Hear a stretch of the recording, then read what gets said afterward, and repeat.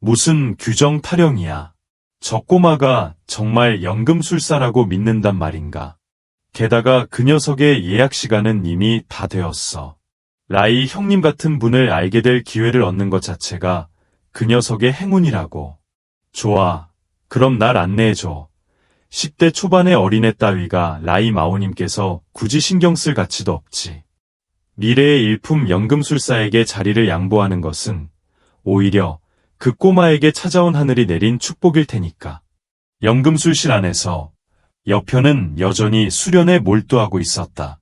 그의 감각 속에서 흐느적거리던 뼈와 축 늘어졌던 근육, 그리고 피로에 지쳐있던 오장육부는 세수액의 약효를 받아들여 급속도로 강화되고 있었다.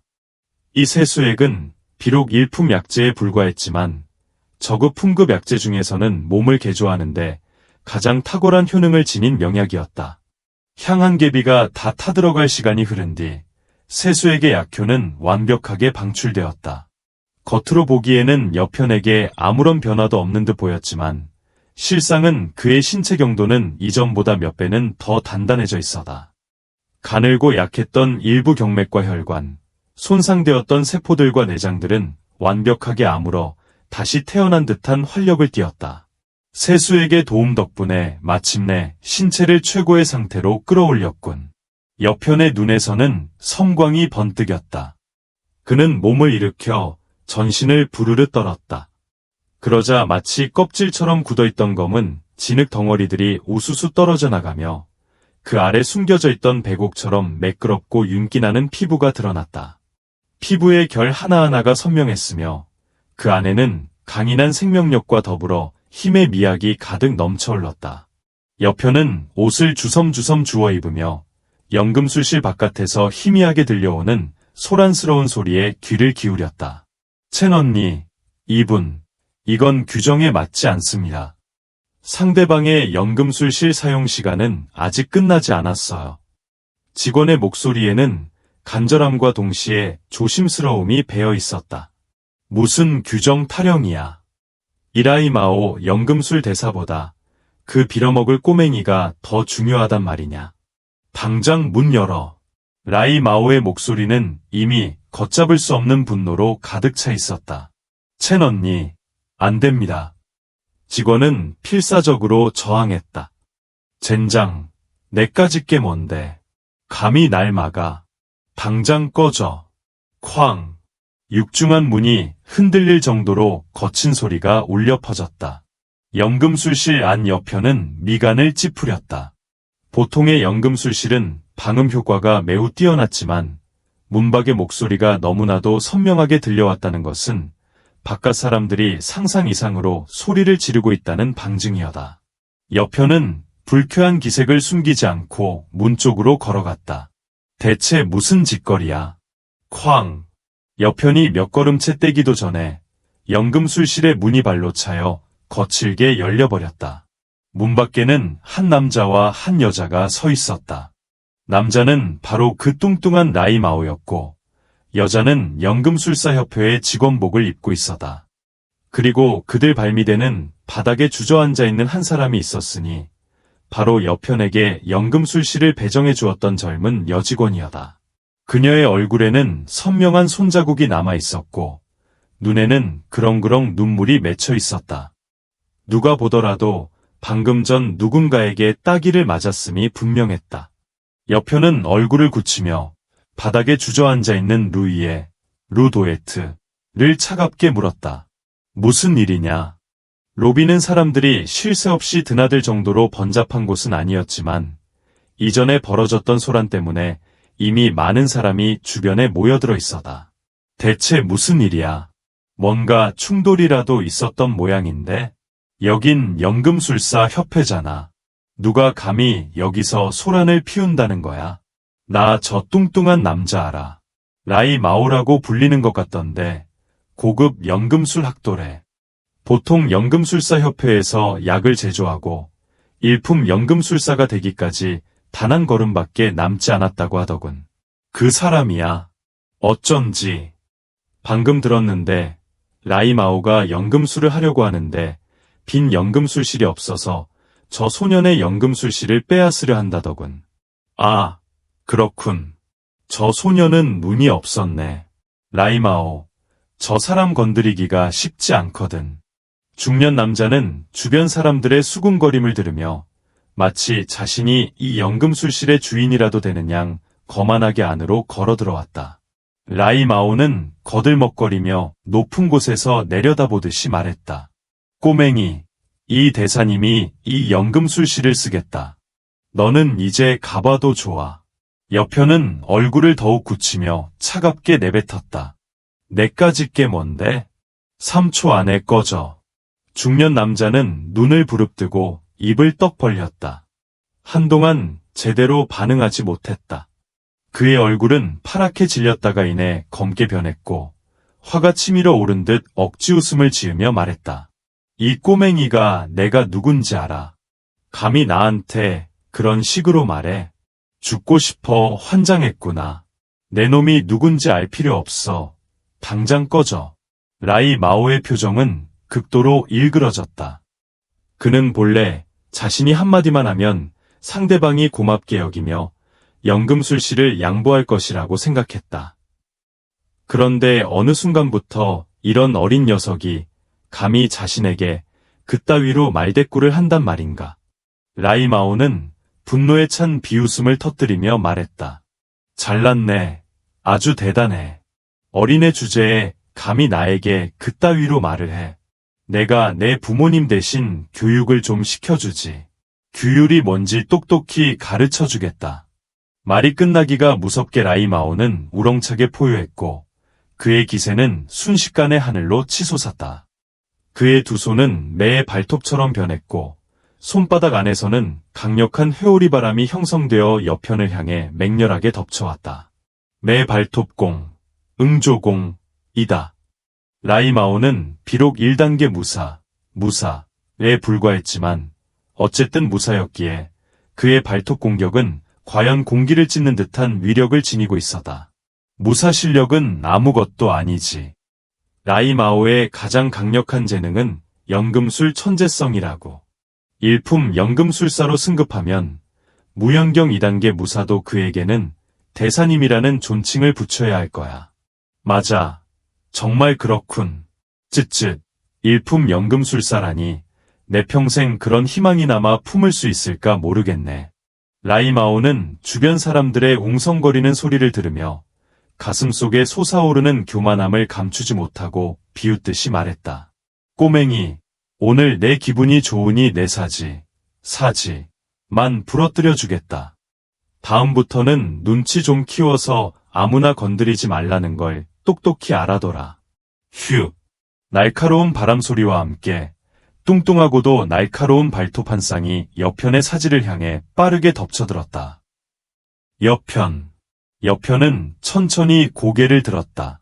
그의 시선은 얼음장처럼 차가웠고 몸은 미동도 하지 않았다. 3초가 지났다. 보아하니 넌 꺼지지 않을 모양이군. 좋다. 그렇다면 아예 갈 생각도 하지 마라. 주변을 에워싼 군중은 경악에 눈을 휘둥그레 뜨고 입을 다물지 못했다. 이런 급박한 상황에 저 어린애가 무슨 배짱으로 저런 한가로운 소리를 짓거리는 거지. 모두의 뇌리에선 감히 상상조차 할 수 없는 오만함에 대한 의문이 맴돌았다. 매서운 손톱이 허공을 갈랐다. 사람들은 여편이 곧 심각한 부상을 입을 것이라 확신했지만 놀랍게도 뇌모의 공격은 허공을 갈랐을 뿐이었다. 여편은 마치 나뭇잎처럼 가볍게 몸을 살짝 움직였을 뿐인데 그 동작은 너무나 미세하여 거의 알아차릴 수 없을 정도였다. 맹렬한 현기의 기세가 마치 폭풍처럼 몰아쳤으나 그에게는 아무런 영향도 미치지 못했다. 여편은 싸늘하게 비웃으며 경멸하는 표정을 지었다. 그의 입꼬리는 냉소적으로 비틀렸다. 이게 내 놈의 독수리 발톱 권법, 응조공이냐. 아무리 봐도 닭발 권법, 개조공, 각군. 나이만 처먹고 겨우 1단계 무사라니. 쯧쯧. 내 놈의 그 수많은 세월은 다 걔한테 물어다 준 거냐. 그의 조롱은 뇌모의 뼈에 사무칠 정도로 날카로웠다. 사실 뇌모는 1단계 무사이긴 했지만 한 번도 진정한 모험이나 실전을 겪어본 적이 없었다. 그의 실력은 학원 내의 고위 무술 수련자, 심지어 재능 있는 젊은 제자들보다도 한참 아래였다. 무사라는 이름표만 달았을 뿐 실제 전투 경험은 전무했기에 그 강함은 껍데기에 불과했던 것이다. 모두가 경악했다. 이게 대체 무슨 상황이지?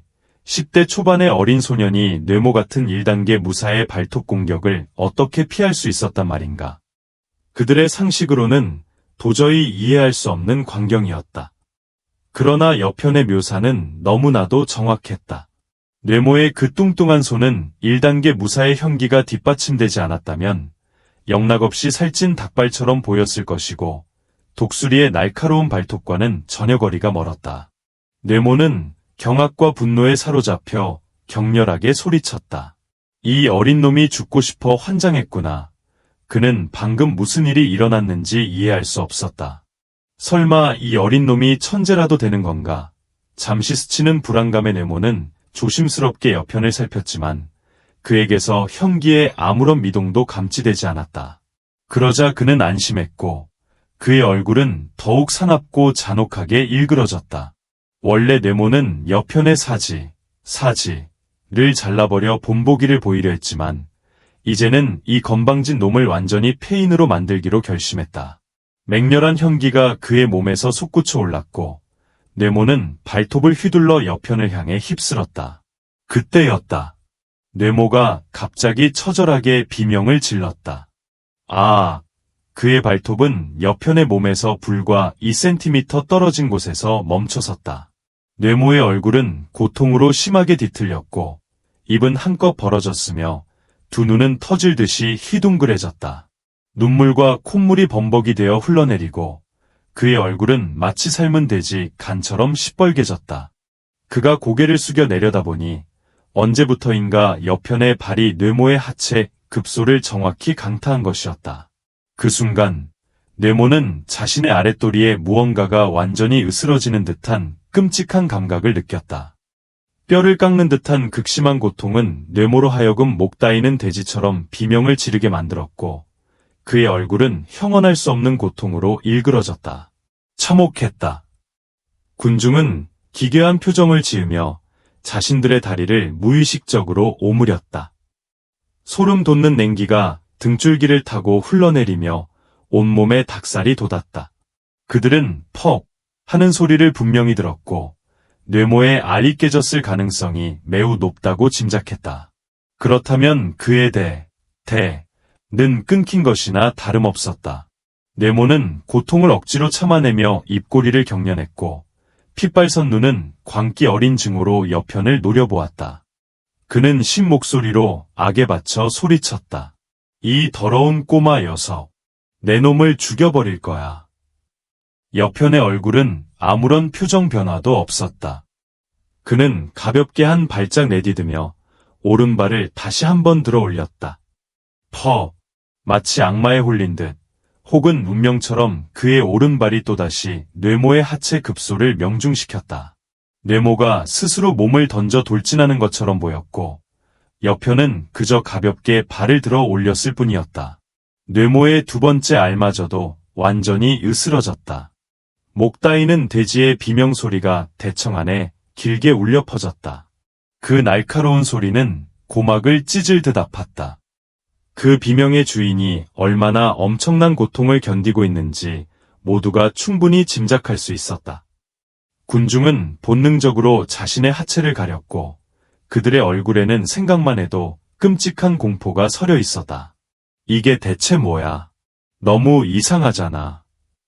저 어린 녀석에게는 형기의 미동조차 없는데 어떻게 1단계 형기 무사인 뇌모를 저렇게 정확히 때릴 수 있었지? 너도 눈치챘어?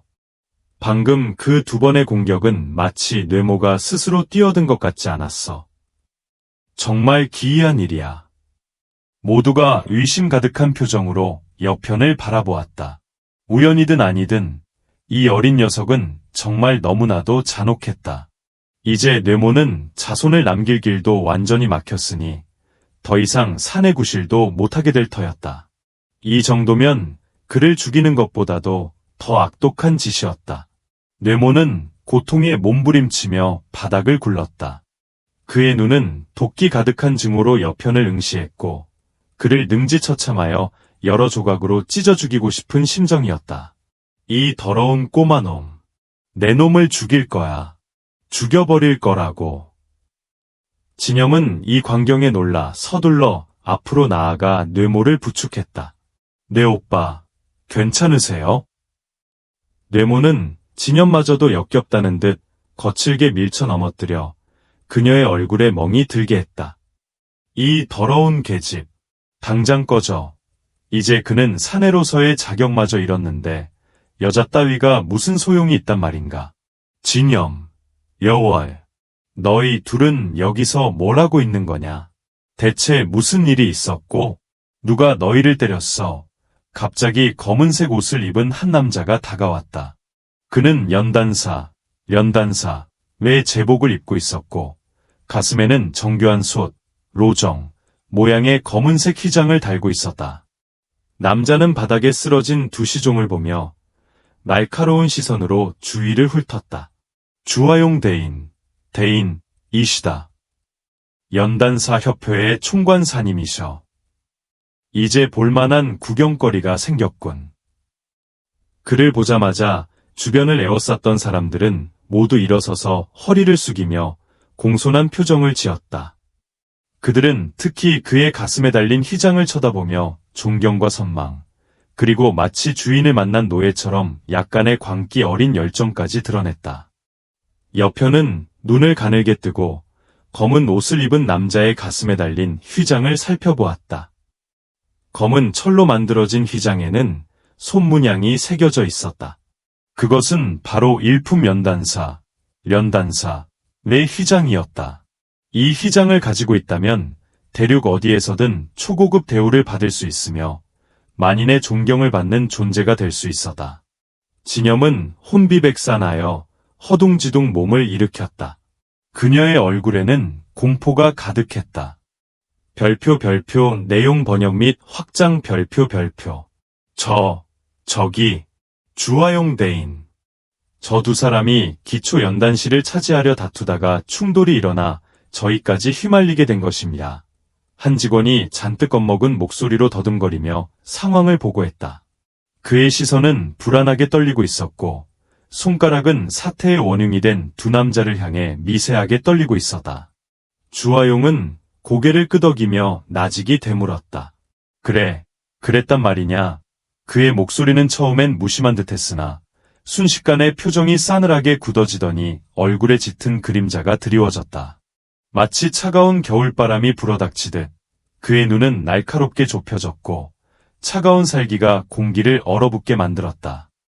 그는 여편과 라이마오를 향해 싸늘하게 쏘아붙였다. 너희 둘, 참으로 간이 크구나. 감히 내 연금술사 협회 안에서 싸움을 벌여. 어찌 이리 무엄할 수가. 그가 입을 열자마자 강렬한 위압감이 사방으로 퍼져나갔다. 마치 공간 자체가 응고된 듯 주변의 공기는 순식간에 무겁게 가라앉아 숨조차 쉬기 힘들 지경이었다. 모든 이들이 무의식적으로 숨을 들이켰고 심장이 쿵쿵거리는 소리가 귓가를 때리는 듯했다. 라이마오는 질겁하여 연신 손사래를 쳤다. 주대인, 그저 사소한 우발적 사고였습니다. 정말 우발적인 실수였습니다요. 진정한 일품 연금술사 앞에서 일개 고급 연금술학도인 라이마오는 감히 고개를 들거나 허세를 부릴 엄두조차 내지 못했다. 그의 눈에는 패닉과 공포가 가득했고 그 초라한 몸짓은 그가 얼마나 겁에 질렸는지를 여실히 보여주었다. 그의 작은 존재감은 주화용의 거대한 권위 앞에 먼지처럼 흩날리는 듯했다. 우발적 사고라고 주화용은 비웃음을 흘리며 차갑게 말했다. 그의 입꼬리가 섬뜩하게 올라갔다. 진염, 여월, 방금 누가 너희를 때렸느냐? 솔직히 말해라. 설령 그들이 누구든 감히 내 연금술사협회에서 사람을 해친 자는 내가 반드시 후회하게 만들어줄 것이다. 그의 목소리에는 서늘한 살기가 깃들어 있었고 그 약속은 단순한 처벌이 아닌 영혼을 꿰뚫는 고통을 예고하는 듯했다. 진염은 순간 움찔하며 더 큰 소동을 만들고 싶지 않아 주저했다. 괜찮습니다. 주대인. 그러나 주화용은 단호했다. 안심해라. 너희는 비록 일개 시중 직원에 불과하나 일단 내 연금술사협회의 사람이라면 누구든 함부로 모욕할 수 없다. 내 영역에서 내 사람을 건드리는 것은 곧 나를 모독하는 것과 같다. 그의 말에는 자신이 휘두르는 권력에 대한 맹목적인 자부심과 경고가 담겨 있었다. 진염은 다급히 외쳤다. 주대인. 저는 정말 괜찮습니다. 제발 더 이상 일을 크게 만들지 말아 주십시오. 옆에 있던 여월은 고개를 푹 숙인 채 감히 진염에게 뺨을 맞았다는 사실을 말하지 못했다. 그녀의 창백한 얼굴과 떨리는 어깨는 침묵 속에 더 많은 진실을 담고 있는 듯했다. 저도 괜찮습니다. 주대인. 주화용은 두 사람을 잠시 지켜보다가 고개를 끄덕였다. 너희가 그렇게 말하니 이번엔 그들을 용서해 주마. 그러나 저 두 놈은 각자 현패 100냥씩을 보상으로 내놓고 당장 사라져라. 현패 100냥은 결코 적은 돈이 아니었지만 이 정도 선에서 마무리 짓는 것은 주화용의 아량과 권위를 동시에 과시하는 행위였다. 라이마오는 허겁지겁 몸을 일으키더니 급히 품에서 현패 100냥을 꺼내 주화용에게 내던지듯 건네고는 황급히 돌아서려 했다. 알겠습니다요. 그는 이 끔찍한 상황에서 벗어날 수 있다는 안도감에 어깨를 축 늘어뜨렸다. 그때 얼음처럼 차가운 목소리가 울려 퍼졌다. 내가 언제 내게 가라고 허락했지? 라이마오는 순간 얼어붙어 멍하니 서 있다가 천천히 고개를 돌렸다. 여편이 침착하게 두 걸음 앞으로 다가가더니 그의 왼발을 무정하게 밟았다. 별표뼈가 부러지는 섬뜩한 소리와 함께 라이마오의 왼발이 완전히 으스러지는 소리가 사방에 울려 퍼졌다. 크악! 라이마오는 설마 여편이 여기서 멈추지 않을 것이라고는 상상조차 하지 못했다. 극심한 고통에 그는 비명을 지르며 바닥에 쓰러져 발버둥 쳤지만 온몸의 혈기가 단한치도 움직이지 않는 절망감에 몸부림칠 뿐이었다. 고통은 그의 모든 감각을 마비시키고 의지를 꺾어버렸다. 여편은 그에게 눈길 한 번 주지 않고 라이마오의 사지를 연이어 짓밟았다. 그의 동작은 너무나도 냉정하고 거침이 없었으며 마치 사냥꾼이 먹이를 처리하듯 빠르고 정확했다. 별표뼈 부러지는 소리가 연속적으로 들려왔고 그 소리는 주변 모든 이들의 뇌리에 깊이 박혔다. 모두가 넋을 잃고 얼어붙었다. 주화용조차도 여편이 감히 자신의 눈앞에서 이런 무모한 짓을 저지를 것이라고는 예상치 못해 반응할 새도 없었다. 이놈. 감히 지금 무엇을 하는 것이냐. 그의 목소리에는 경악과 분노가 뒤섞여 있었다. 여편은 태연자약하게 답했다. 아무것도 아닙니다. 방금 저자가 제 사지를 부러뜨리려 했기에 저자가 제게 하려던 일을 그대로 되돌려준 것뿐입니다. 그는 바닥에서 비명을 지르는 라이마오에게는 눈길조차 주지 않은 채 연금술사 협회 문을 향해 유유히 발걸음을 옮겼다. 그의 무심한 태도는 주화용의 분노를 더욱 부채질했다. 주화용의 얼굴은 순식간에 새파랗게 질렸고 그의 목소리는 싸늘하게 얼어붙었으며 살기를 띠는 눈빛은 당장이라도 여편을 갈갈이 찢어버릴 듯 음산했다. 이놈. 당장 거기 서라. 그의 몸에서 뿜어져 나오는 섬뜩한 기세는 마치 폭풍 후 몰아치는 거친 바다처럼 여편을 집어삼킬 듯 맹렬히 휘몰아쳤다. 주변의 공기는 더욱 무겁게 짓눌렸고 마치 보이지 않는 거대한 손이 여편의 어깨를 짓누르는 듯했다. 그러나 여편은 그 거대한 압력 속에서도 흔들림 없이 우뚝 서 있었다. 주화용은 분노에 찬 목소리로 포효했다. 감히 연금술사 협회 안에서 소란을 피우다니 정령범의 쓸개와 곰의 쓸개를 먹었구나. 당장 저자를 잡아들여라. 그의 명령이 떨어지기가 무섭게 연금술사 협회 호위병들이 우르르 몰려나와 여편을 붙잡으려 했다. 분부받듭니다. 그들의 손에는 차가운 금속 무기가 들려 있었고 얼굴에는 결연한 의지가 서려 있었다. 옆편의 눈동자가 깊숙이 가라앉았지만 주화용의 거대한 기세 속에서도 그의 태도는 여전히 가볍고 여유로웠다. 그는 싸늘하게 반문했다. 제가 소란을 피운다고요? 당신들 연금술사협회가 도대체 무엇을 하는 곳입니까? 정말 실망스럽기 그지없군요. 사정을 묻지도 따지지도 않고 대뜸 사람부터 잡아들이려 하다니 정말 대단한 위세와 기세군요. 제 생각엔 앞으로 이곳을 연금술사협회라고 부를 필요도 없겠습니다. 그냥 검은 협회라고 이름을 바꾸는 게 낫겠군요. 두고 보십시오. 앞으로 누가 감히 이곳에 와서 물건을 사고 연단을 하려 할지 제가 두 눈 뜨고 똑똑히 지켜볼 테니. 옆편의 냉기 어린 목소리는 방 근처에 있던 모든 이들의 귓가에 선명하게 울려 퍼졌고 단순한 소리 이상으로 그들의 마음을 흔들었다. 이놈! 내가 지금 무슨 말을 짓거리는 것이냐. 주화용의 동공이 경련하듯 수축되며 옆편을 뚫어져라 노려보았다. 그의 몸에서는 섬뜩한 살기가 뿜어져 나와 주변 사람들을 얼어붙게 만들었다. 어디서 굴러온 애송이가 함부로 망언을 짓거리는 것이냐.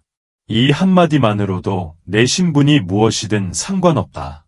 오늘 연금술사협회에 합당한 설명을 내놓지 못한다면 감히 내 발로 이 연금술사협회를 온전히 걸어나갈 생각일랑 꿈도 꾸지 마라. 옆편은 비웃음 섞인 미소를 지으며 말했다. 당신들에게 무슨 설명을 해달라는 겁니까? 오히려 제가 당신들에게 설명을 요구해야 할 판인데요. 옆편은 라이마오와 진염을 차례로 손가락으로 가리켰다. 당신들, 제발 좀 더 자세히 조사하고 캐물어 보십시오. 저는 그저 기초 연단실에서 조용히 연단하고 있었습니다. 그런데 누가 알았겠습니까? 적의 같은 남녀가 규정조차 무시하고 문을 발로 차고 멋대로 침범할 줄이야.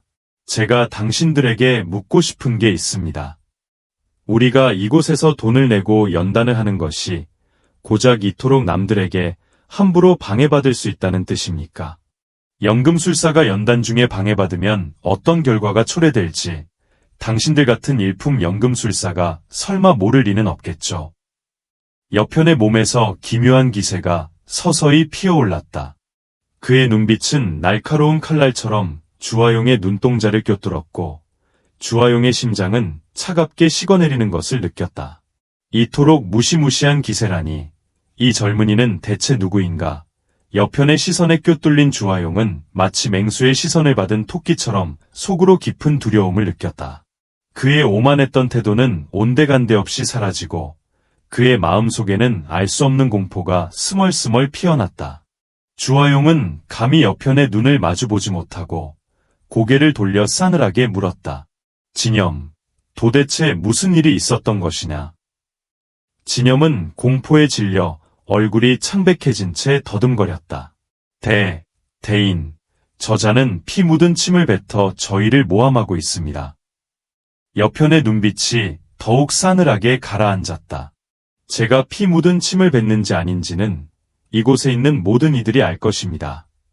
그의 말의 주변에서는 미세한 웅성거림이 터져나왔다. 그들의 시선은 진염의 거짓말을 향하고 있었다. 수군거리는 소리가 거미줄처럼 사방으로 퍼져나갔다. 사람들은 설마 주화용 같은 일품 연금술사 앞에서까지 옆편이 그토록 강경하게 나올 줄은 꿈에도 생각지 못했다. 그러나 그의 말은 틀리지 않았다. 사건의 발단은 전염과 레모의 명백한 잘못이었다. 평화롭게 연성실에서 작업하던 연금술사가 느닷없이 방해를 받으면 누구라도 격분할 수밖에 없는 노릇이다. 심지어 바보라도 갑작스러운 방해가 연금술사에게 얼마나 치명적인 영향을 미치는지 잘 알고 있었다. 단순히 연성 실패로 끝난다면 다행이겠지만 만약 연금술사의 현식이 반발하여 자칫 폐인으로 전락이라도 한다면 이 소문이 밖으로 새어나가면 대체 누가 감히 연금술사 협회에 와서 약재를 연성하려 들겠는가.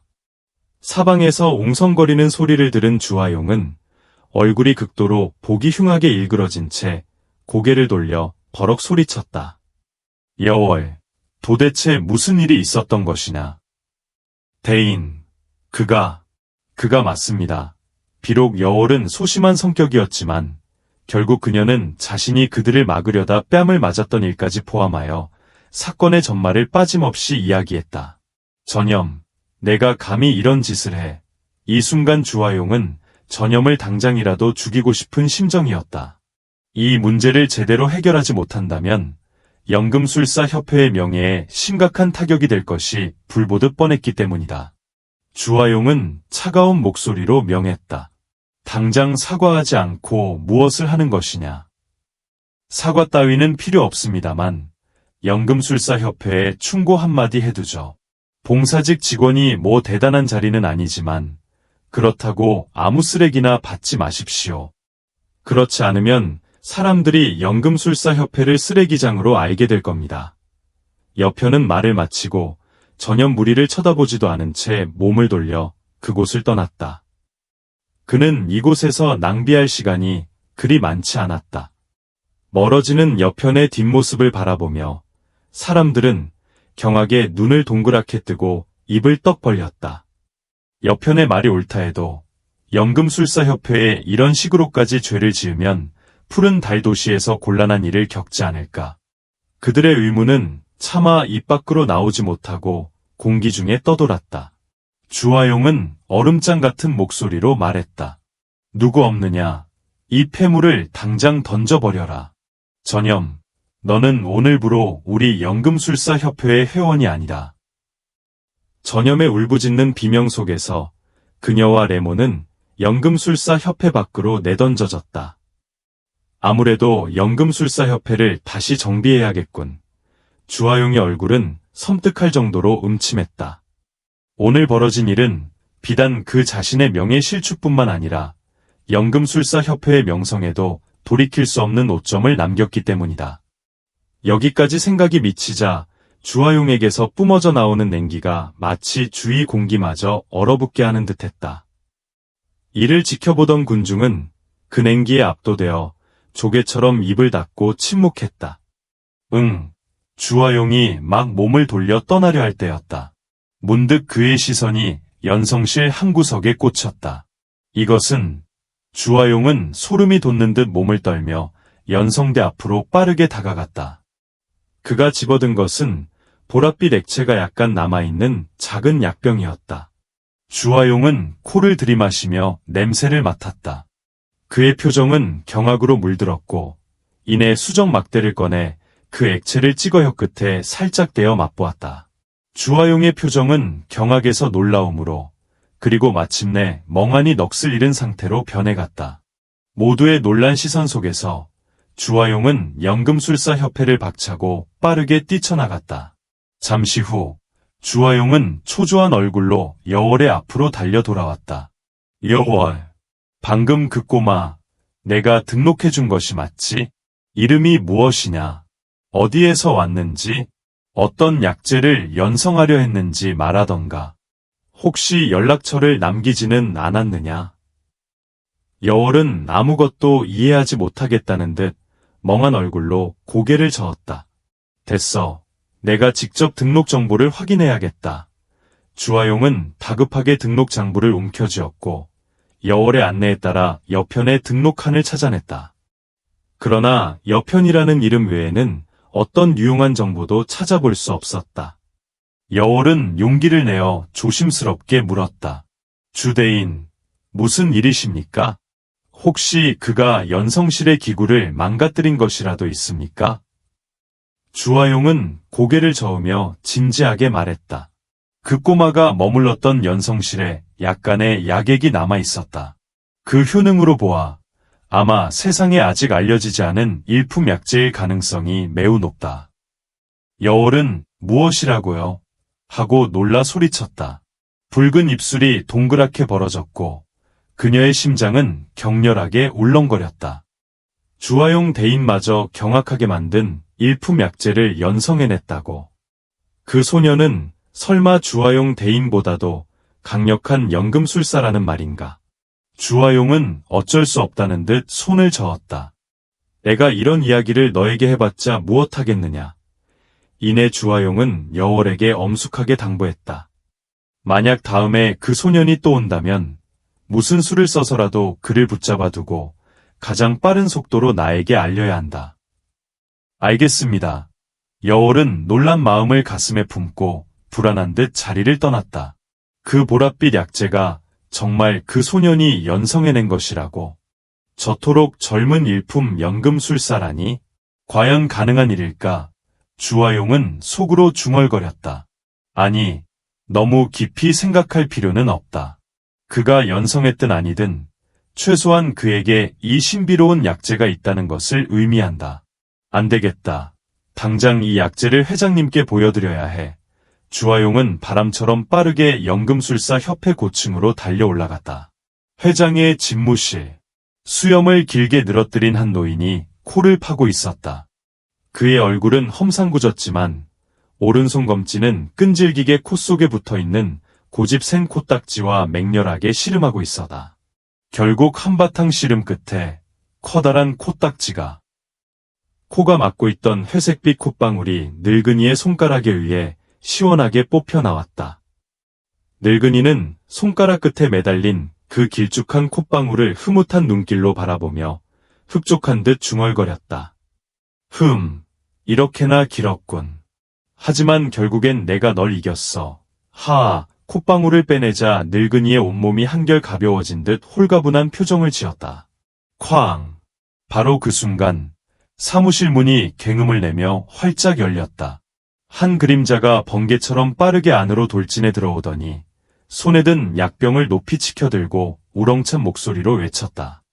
회장님, 이것 좀 보십시오. 순식간에 네 개의 눈동자가 서로를 향했고 두 사람의 얼굴 근육은 마치 돌처럼 굳어버렸다. 어색함이 흐르는 공기 속에서 그들의 행동은 놀랍도록 비슷했다. 한 사람은 고귀한 약병을 들어올린 반면 다른 한 사람은 방금 뽑아낸 콧방울을 들고 있었다. 두 물건의 극명한 대비는 공간을 더욱 기묘한 침묵으로 채웠다. 주화롱, 내가 너에게 몇 번이나 말했느냐. 우리는 연금술사로서 항상 침착하고 신중해야 한다고. 약을 연성할 때뿐만 아니라 일상생활에서도 흔들림 없는 태도를 유지해야 해.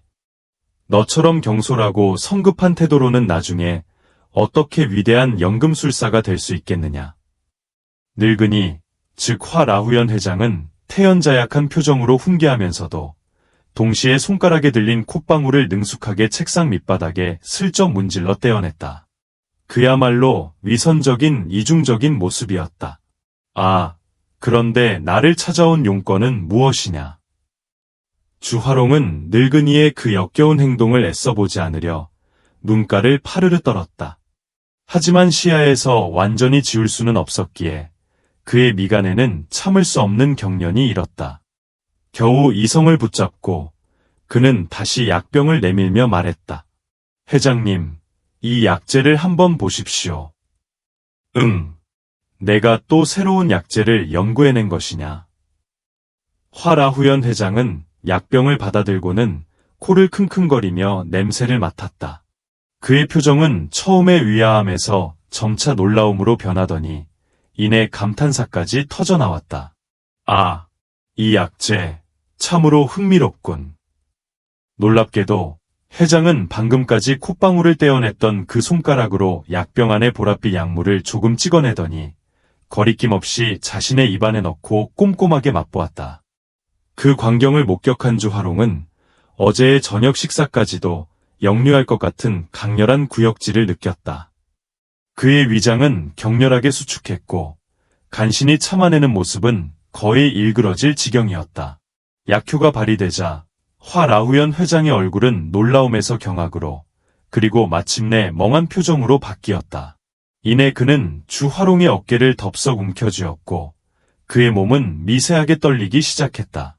얼굴은 벌겋게 달아올랐고 초조함과 흥분으로 가득 찬 목소리로 버럭 소리쳤다. 이 약재를 어디서 구한 것이냐?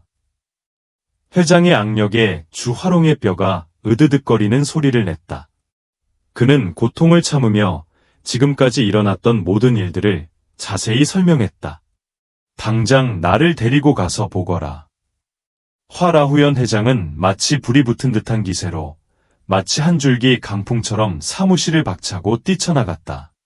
1층 로비에는 아직 해산하지 않은 사람들이 웅성거리고 있었다. 그들은 주화롱이 격렬한 기세로 달려오는 늙은이를 이끌고 가는 모습을 보고 모두 경악을 금치 못했다. 화 회장님. 회장님. 도중에 마주친 많은 연금술사협회 소속 연금술사들은 늙은이를 보자마자 즉시 공손하게 멈춰서서 정중하게 인사를 올렸다. 그들의 얼굴에는 한없이 겸손한 표정이 역력했다. 이 광경을 지켜보던 구경꾼들의 얼굴은 일제히 얼어붙었다.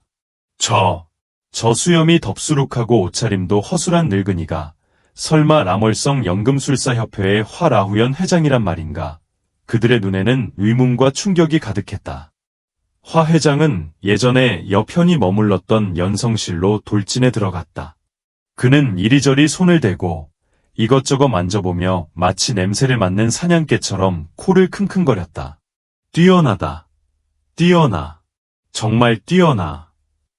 그의 눈은 점점 더 빛을 발했고 감탄사를 참지 못하고 터뜨렸다. 마염화, 천엽자, 생기과, 혈연정. 이 4가지 재료의 조합으로 이런 역천적인 약재를 연성해낼 수 있다니.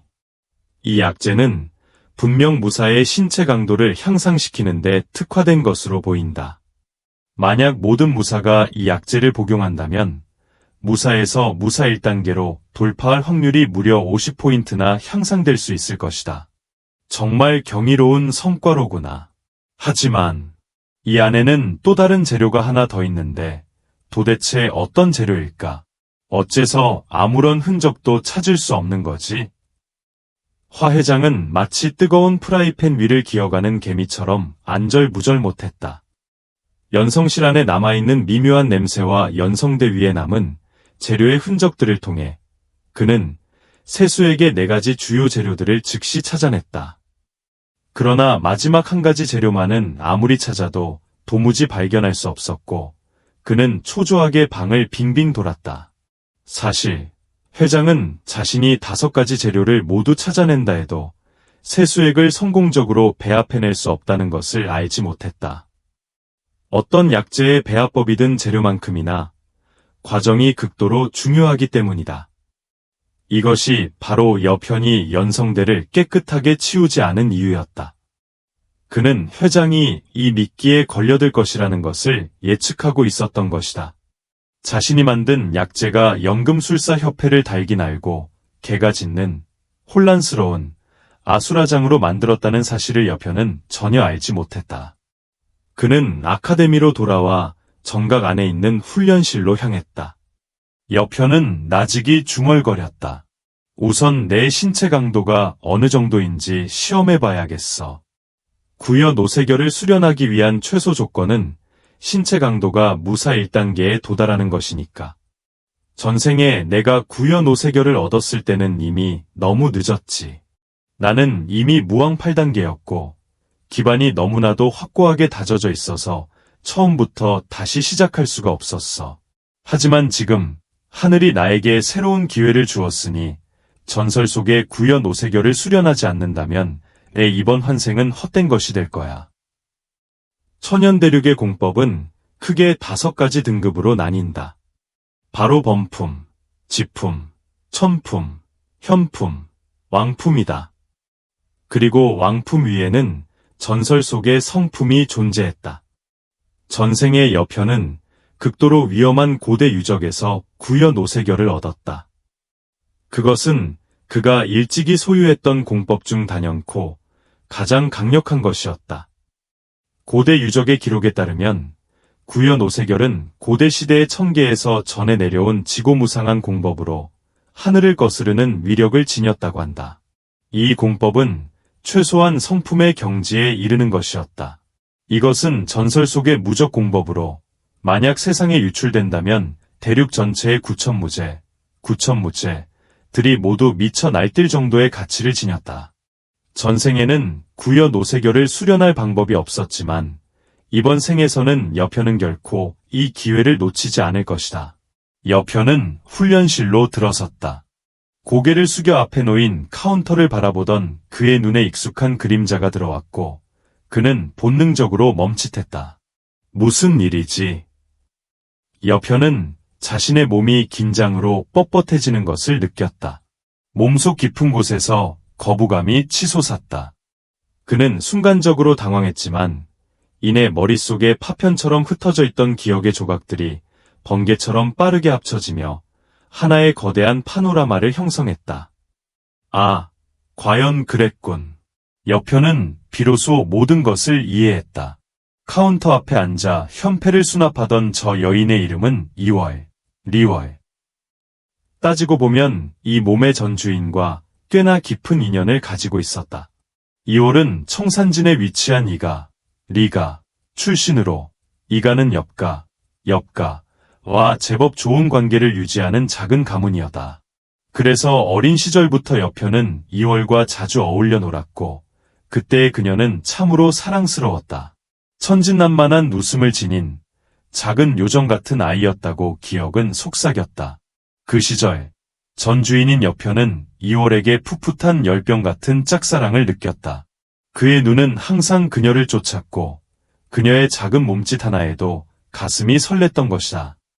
이가는 여편이 엽가의 소공자라는 신분 때문에 이월을 통해 여편에게 무척이나 살갑게 대했다. 그리고 여편이 자력으로 무혼을 각성하자 이월은 더욱 적극적으로 그를 찾아왔다.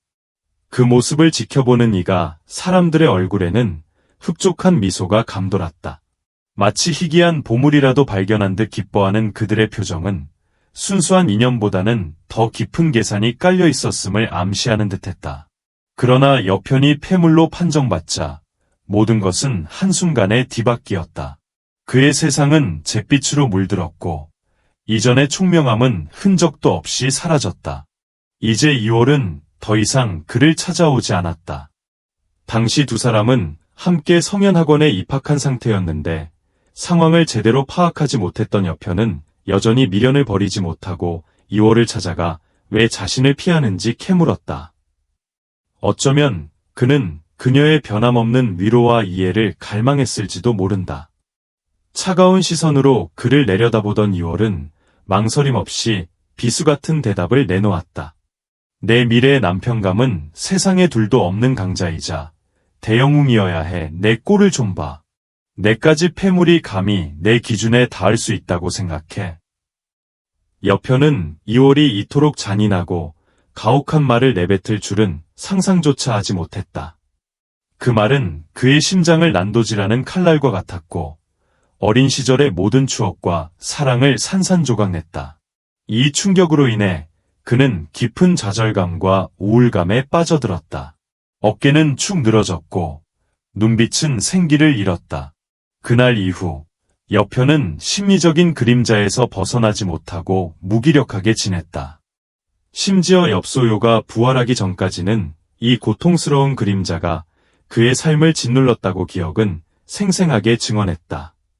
이후로도 전주인인 여편은 몇 차례 이월을 찾아갔지만 그녀는 왕월이라는 남자와 어울리며 더욱 악랄하게 그를 괴롭혔다. 두 사람은 비웃음과 모욕으로 그를 조롱했고 대놓고 적대적인 태도를 보이며 그의 남은 자존심마저 짓밟았다. 이 모든 것이 그에게는 엄청난 타격이 되었음은 물론이다. 아, 과연 그랬구나.